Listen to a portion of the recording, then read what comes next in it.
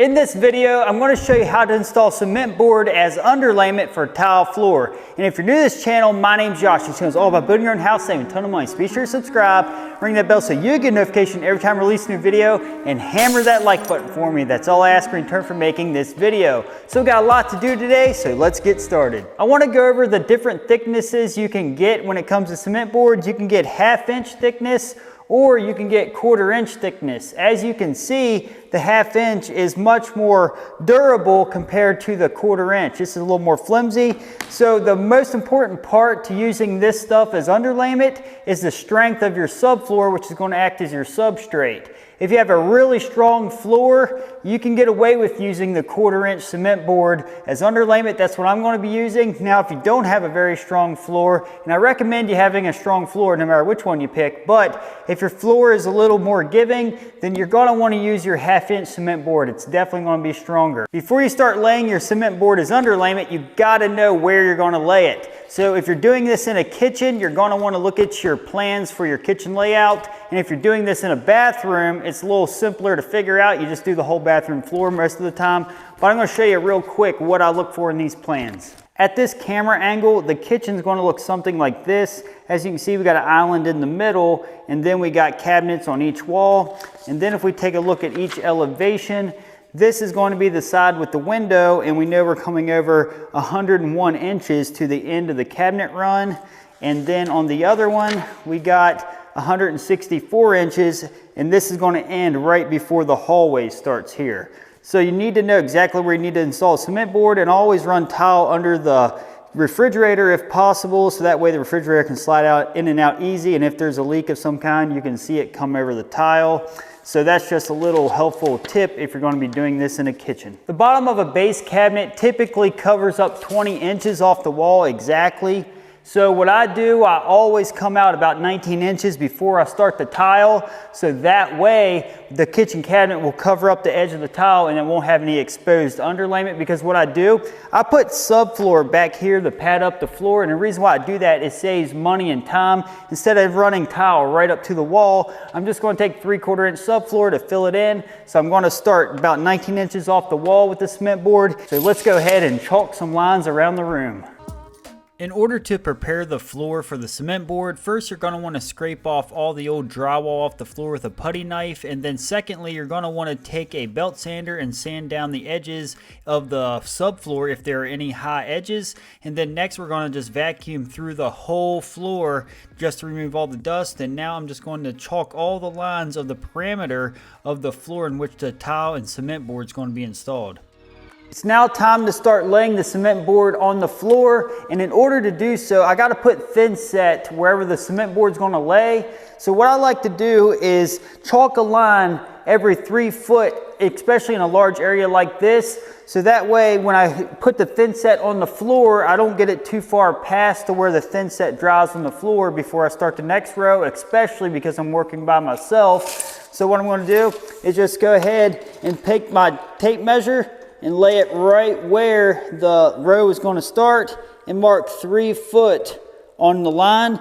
And then I'm going to take a hammer and nail and I'm going to place it on each mark so it holds my chalk line into place. Whenever you do this, just make sure you have it spaced away from where the cabinet base is going to be and not from the wall. I'm now going to show you the easiest method that I found to cut this cement board. The tool I'm going to be using is an oscillating tool. This is the Rigid Job Max, but any oscillating tool will be fine. And the diamond head that I'm going to be using is made by XXGO. And here is the box, but you can find the link to them in the description below, along with all the other tools I'm using to make this video. And if you do make a purchase, I earn a small commission. And now what I'm going to do is go ahead and mark the length I need to cut off. And I'm going to measure over 2 3/8 because that's the measurement I'm going to need to finish the run. 2 3/8 on this side as well. And now I'm just going to take a chalk line, hook to that mark. You can also use a T-square to make the marks as well. Any method's fine as long as you have a nice square mark. And I'm just going to strike that line. And now what I'm going to do is take my oscillating tool and cut down this line. But first I need to place a board or scrap piece of cement board or something under this so that we don't cut through this and hit the good piece of cement board underneath. Because cutting cement board throws up a lot of dust, I'm going to wear a respirator and I'm going to wear ear protection because it's loud, and also some eye protection. So always wear safety gear when cutting cement board. And now what I'm going to do is put all this on and get ready to make this cut. So as you can see, when I pull the trigger, it's going to vibrate. Now all we got to do is run the tool right down this line and cut this cement board. Remember, when using this oscillating tool, be sure to let the tool do the work. Don't try to force or rush the tool to cut through the cement board. All right, so as you can see, it cut it off really easy. So I always recommend cutting this, and if you do this inside, I recommend turning the HVAC system off so whatever dust floats up in the air doesn't get taken into the HVAC system. But other than that, it cuts really easy. When it came to installing the final rows of the cement board, I did have to rip down several sheets. So what I did is stack the 3 sheets together and chalked one line, then used a diamond blade to cut through all 3 at once. As you can see, it cut through with no problem. And you can use this method as well. It just throws up a lot of dust and you have to cut it outside. So I prefer the oscillating tool over the circular saw. Today's video is brought to you by Reolink. Reolink 4G LTE cellular security camera is the perfect security solution for homes and businesses. Personally, I will be using this camera to monitor my remote job sites and as a trail camera. This camera was very easy to set up and get working in comparison to other cellular trail cameras that I've used in the past. With this wire-free design, this camera can easily be installed anywhere without the need of Wi-Fi coverage. The camera also comes with a solar panel for uninterrupted power supply, making it the ideal choice for country houses, construction sites, and more. You will have to purchase a third-party SIM card to connect to the 4G LTE cellular service. This camera also features 2K Super HD resolution for clear and detailed images, as well as smart motion detection for instant alerts. These cameras come with a 32GB SD card and optional Reolink 7-day cloud service, so you can choose the best storage options for your needs. I attached the solar panel and the camera to a board to give me the ability to move it from location to location with ease. You could also get creative with how you would use your cameras as well. They are also IP64 weatherproof certified, so you can use them in any weather conditions. The Reolink app was easy to use, and the on-screen controls used to move the camera took a little bit of getting used to, but with some practice it was easy to learn. This clip was me using the camera for the first time. Use the link in the description below to get your Reolink camera today. Now let's get back to the video. I'm now going to show you how to mix up the thinset that's for the cement board. As you can see, we got a bag of thinset here, and it's actually for porcelain tile, and that's okay because that's what we're installing in that kitchen is porcelain tile, and it's going to be just fine to use for the cement board. Always just like to make sure it's the polymer enriched thinset. It's a little more flexible than just standard thinset.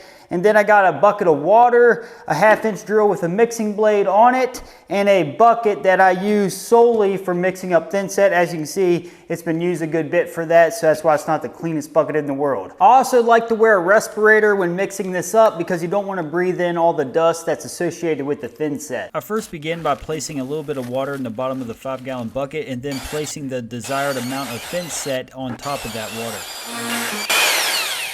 After you got this mixed up to where it's a thick peanut butter-like consistency, keep mixing it up for another few more minutes.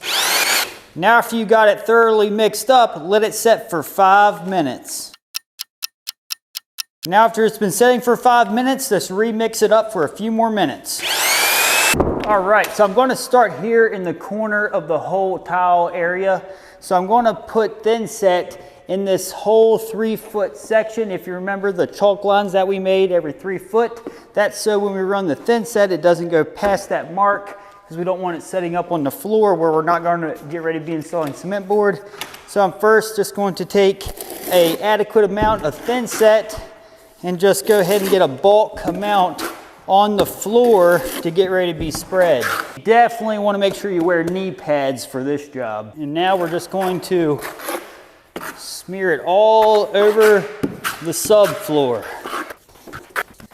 And we're going to try not to go past the red lines. If I had a crew of guys working with me, I would have poured most of that bucket onto the floor so that way we could have spread it a lot quicker. While you're smearing the thinset, just try to work it into the subfloor like so. The tool that I'm using that's in my hand is called a notch trowel, and in this case it's a 1/4 inch notch trowel. Now that you got the bulk amount of thin set in the area in which you want to lay the cement board, take your notch trowel on the long side, and now we're just going to comb it all in the same direction, like so. When combing through the thin set with the notch trowel, be sure to apply adequate amount of pressure so that the notches are scraping against the subfloor. I'm now going to take the cement board and line it up with our red line here at the beginning of where the cabinets are going to be. So it's going to lay right around here. Now that the cement board is sitting exactly where we want it installed at, I'm just going to quickly go around the edge and remove the excess thin set before it gets too hard. I'm now going to anchor the cement board down to the floor using cement board screws. Now as you can see, I got the 1¼ inch cement board screws, and I'll have these down in the description below too if you want to check them out.